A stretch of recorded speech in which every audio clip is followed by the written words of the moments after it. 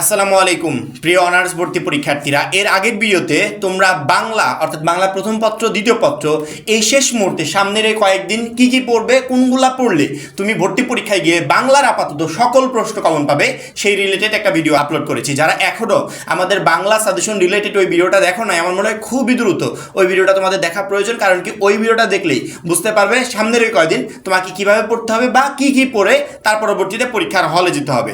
আজকে আমরা কথা বলবো ইংরেজি নিয়ে। মাত্র 310 টাকায় যারা এখনো আমাদের জাতীয় বিশ্ববিদ্যালয় ভর্তি পরীক্ষার প্রস্তুতি কোর্সে যুক্ত হও নাই, খুবই দ্রুত করো। কারণ কি, একটা মাত্র কোর্সে তুমি সকল সাবজেক্টের সাজেশন পাবে, সকল গ্রুপের পিডিএফ আকারে, প্রত্যেকটা সাবজেক্টের প্রত্যেকটা চ্যাপ্টার অ্যানালাইসিস করা আলাদা আলাদা চ্যাপ্টার ওয়াইজ এমসিকিউ পাবে পিডিএফ আকারে। বিগত বছরগুলোর জাতীয় বিশ্ববিদ্যালয় ভর্তি পরীক্ষায় যে প্রশ্নগুলো আসছিল সেই টোটাল প্রশ্নগুলোর প্রশ্ন ব্যাংক পাবে পিডিএফ আকারে। পড়াশোনা রুটিন, ভর্তি পরীক্ষার গাইডলাইন শেষে ভর্তি পরীক্ষা পর্যন্ত ফুল সাপোর্ট পাবে এই একটা মাত্র কোর্সে। যারা এখনো কোর্সে যুক্ত হও না, স্ক্রিনে যে নাম্বারটা দেখতে পাচ্ছ এই নাম্বারে 310 টাকা কোর্স ফি পাঠিয়ে এই নাম্বারে হোয়াটসঅ্যাপে আমাদেরকে জানাবে যে ভাই কোর্স ফি পাঠিয়েছি, সাথে সাথে তোমাকে গ্রুপে যুক্ত করে নিব। তখন থেকে তোমার ভর্তি পরীক্ষার প্রস্তুতি শুরু হয়ে যাবে। ইংরেজি মানে ইংরেজি প্রথম পত্র না, ইংরেজি মানে ইংরেজি দ্বিতীয় পত্র না, ইংরেজি মানে দুইটাই। অর্থাৎ ইংরেজির যে কোনো জায়গা থেকে প্রশ্ন আসতে পারে।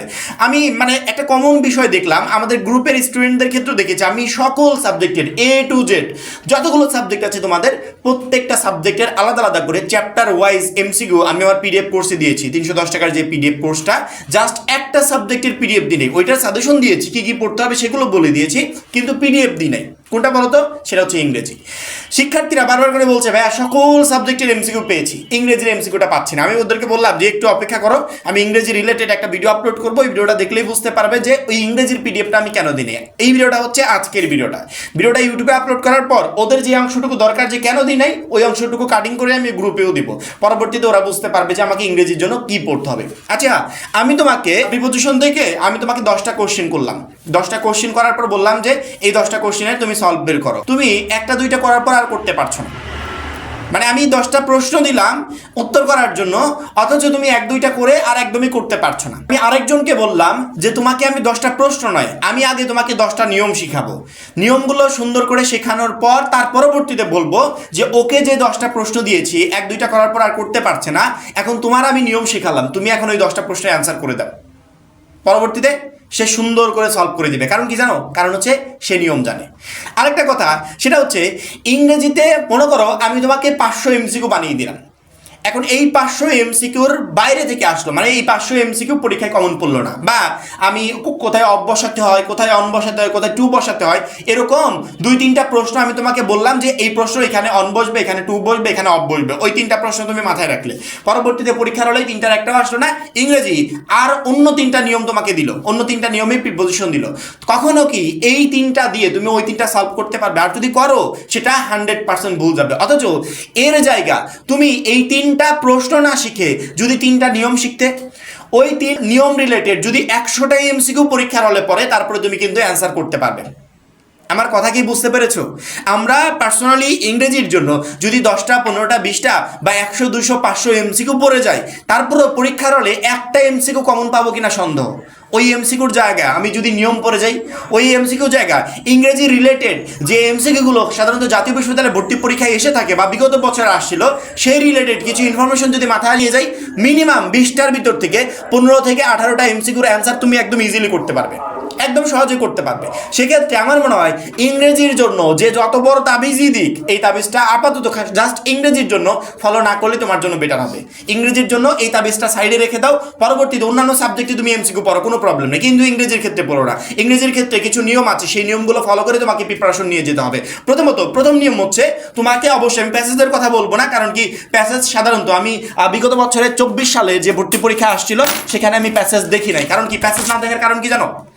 প্যাসেজ দিয়ে একটা শিক্ষার্থীর গুরুত্বপূর্ণ সময় নষ্ট করবে না। তুমি একটা প্যাসেজ পড়ে যখনই এমসিকিউর অ্যান্সার করতে যাবে, এক একটার পিছনে 2 মিনিট করে সময় কেটে যাবে, অথচ এক একটা এমসিকিউর পিছনে আমি 30 সেকেন্ড প্লাস টাইম পাচ্ছি। কখনো জাতীয় বিশ্ববিদ্যালয় কর্তৃপক্ষ আমাদের মূল্যবান সময় পরীক্ষার হলে নষ্ট করবে না, সেক্ষেত্রে আমি প্যাসেজের কথা বলবো না। পরবর্তীতে আসি, প্রথমত তোমাকে গ্রামার কমপ্লিট করতে হবে। 1 নাম্বার ইংরেজির জন্য গ্রামার কমপ্লিট করতে হবে। গ্রামারে কি কি কমপ্লিট করবে এই মুহূর্তে এই লিস্টটা দেখো। এই লিস্টে যে অপশনগুলো বলা হয়েছে এগুলো নোট করে রাখো, সামনের এই কদিন ইংরেজির জন্য গ্রামারের এই টপিকগুলো পড়ে যাবে। এই টপিকগুলো পড়ে গেলে আমার মনে হয় গ্রামারের টোটাল প্রবলেমটা সলভ হয়ে যাবে। যেমন আমি একটা উদাহরণ দিই, এখানে মনে করো প্রিপোজিশন আছে, এই প্রিপোজিশন পরীক্ষার হলে কিভাবে সহজে অ্যান্সার করবে, আমাদের এইচএসসি পর্যায়ে প্রিপোজিশন রিলেটেড একটা ক্লাস আছে। এই ক্লাসটা একটু দেখো। যদি দেখো প্রিপোজিশনের টোটাল প্রবলেম সলভ, তোমার ভর্তি পরীক্ষায় যদি প্রিপোজিশন রিলেটেড কোনো প্রশ্ন এসেও থাকে তারপরে তুমি সহজে অ্যান্সার করতে পারবে। আচ্ছা, সিনোনিম অ্যান্টোনিম মনে করো তোমাকে কমপ্লিট করতে হবে। এখন সিনোনিম অ্যান্টোনিম নিয়ে আমার কোনো ক্লাস নাই, মানে আমি এখনো দিয়ে শেষ করে নাই, দিব হয়তো বা তোমাদের ভর্তি পরীক্ষার আগে দিয়ে শেষ করতে পারলাম না। সিনোনিম অ্যান্টোনিম আমি বাদে ইউটিউবে বা ফেসবুকে আর কি কারো কোনো ক্লাস নাই? একটু সার্চ দিয়ে দেখো তো কারো কোনো ক্লাস আছে না, ওই একটা ক্লাস তুমি কমপ্লিট করে যাও। এইভাবে শর্টকাট প্রসেসে গ্রামাটিক্যাল রুলসগুলো যদি কমপ্লিট করে পরীক্ষার হলে যেতে পারো, আমার মনে হয় যে তোমাদের যে 20টা এমসিকিউ আসবে তার ভিতর 10টা এমসিকিউর অ্যান্সার তুমি এই গ্রামাটিক্যাল রুলসের মাধ্যমে একদম ইজিলি কমপ্লিট করতে পারবে। কিন্তু এই জায়গায় তুমি কি করলে, তুমি এমসিকিউ পড়ে গেলে, পরীক্ষার হলে একটা এমসিকিউ কমন আসলো না, পরবর্তীতে ইংরেজিতে একদম ডাব্বা, অন্যান্য সাবজেক্টে ভালো করলেও ইংরেজিতে তুমি কোনো নাম্বারই উঠাতে পারলে না। অথচ তুমি যদি গ্রামাটিক্যাল রুলসগুলো কমপ্লিট করে যেতে সেক্ষেত্রে ইংরেজিতে একটা বেস্ট রেজাল্ট করতে পারতে। এই জন্য গ্রামার থেকে যে আমাদের 8টা 10টা বা 12টা প্রশ্ন আসবে, আমার মনে হয় এই প্রশ্নগুলোর জন্য প্রত্যেকটা শিক্ষার্থীর ইংরেজির গ্রামাটিক্যাল রুলসগুলো কমপ্লিট করা উচিত। এবং কোন কোনটা রুলস কমপ্লিট করবে সেটা অলরেডি আমরা এখানে বলে দিয়েছি। এই টপিকগুলো পড়বে, এই টপিক রিলেটেড, আমার মনে হয় এত রুলস তোমরা কমপ্লিট করতে পারবে না। এখন তোমার কি হবে, ইউটিউবে যে শর্টকাট ক্লাসগুলো আছে বিভিন্ন জনের, আমাদের অনেক ক্লাস আছে, তারপরে যে ক্লাসগুলো আমাদের নেই সেটা অন্য কোনো ভালো টিচারের ক্লাসগুলো ফলো করলে এই শর্টকাট ক্লাসগুলো দেখো। আমার মনে হয় গ্রামারের প্রবলেম তোমার একদিন সলভ করতে একদিন লাগবে, একদিনে সলভ হয়ে যাবে।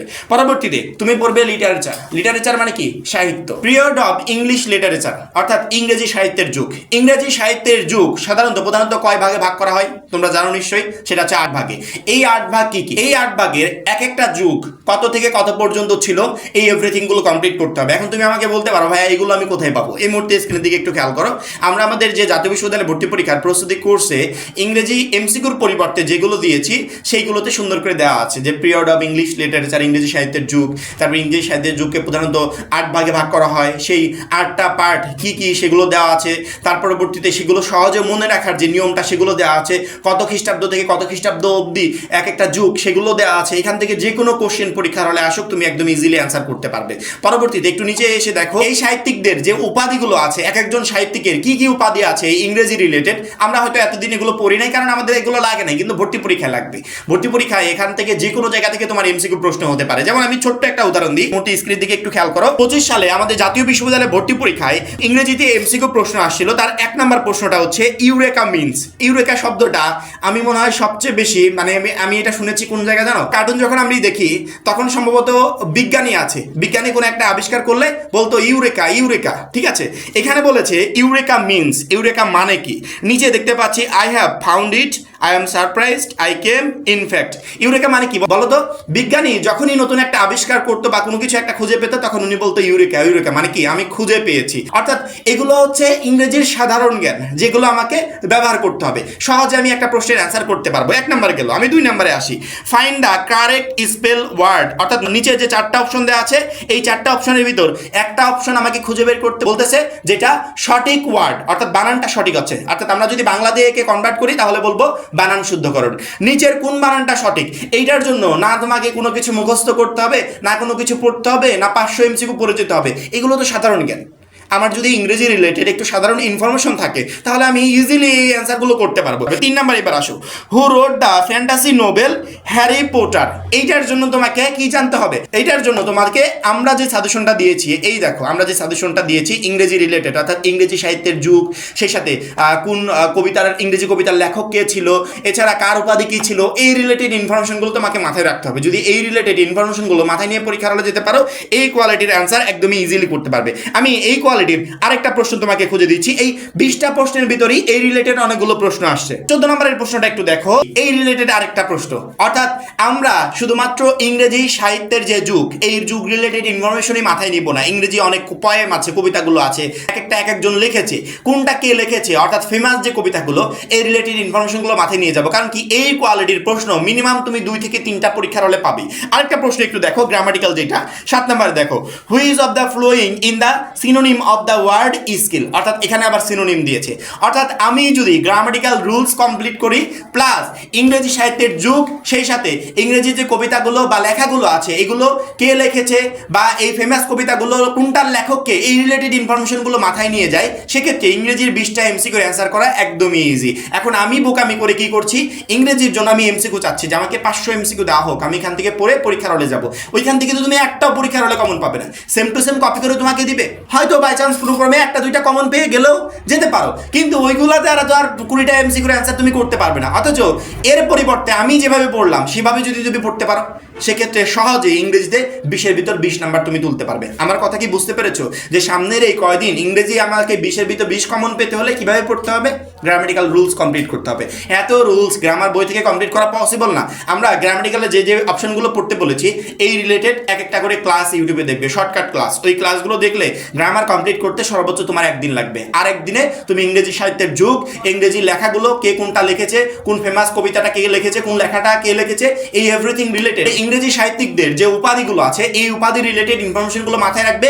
ইংরেজি সাহিত্যের যুগ কোনটা, কত খ্রিস্টাব্দ অবধি ছিল বা কয়টা যুগ ছিল, এই রিলেটেড ইনফরমেশনগুলো মাথায় নিয়ে গেলে আমার মনে হয় এখান থেকে তুমি ইজিলি ইংরেজি প্রশ্নের অ্যান্সার করতে পারবে। অর্থাৎ ইংরেজি প্রশ্নের অ্যান্সার করার জন্য আমরা যে ভুল প্রসেসে আগাচ্ছি, আমার মনে হয় না যে আজকের পর থেকে সেই প্রসেসে আগানো উচিত। আমি আজকের ভিডিওতে যেভাবে পড়তে বললাম বা যে রিলেটেড পড়তে বললাম সেভাবে পড়ার চেষ্টা করো। কারণ কি, আমি তোমাদের 25 সালের বোর্ড পোস্ট ইংরেজিটা অ্যানালাইসিস করেছি, করার পরবর্তীতে দেখেছি সাধারণত জাতীয় বিশ্ববিদ্যালয়ে ভর্তি পরীক্ষায় কোন রিলেটেড প্রশ্নগুলো এসে থাকে, এবং সেই রিলেটেড প্রশ্নগুলোকে মাথায় নিয়ে পরবর্তীতে তোমাদেরকে এইভাবে পড়তে বলছি যে তোমরা যদি সামনের এই ভর্তি পরীক্ষায় ইংরেজিতে প্রশ্ন কমন পেতে চাও তাহলে তোমাদেরকে এই সিস্টেমে পড়তে হবে। আমি আশা করি আমার কথাগুলো প্রত্যেকটা শিক্ষার্থী বুঝতে পেরেছো। আশা করবো সামনের এই কয়েকদিন সেভাবেই প্রিপারেশন নিবে।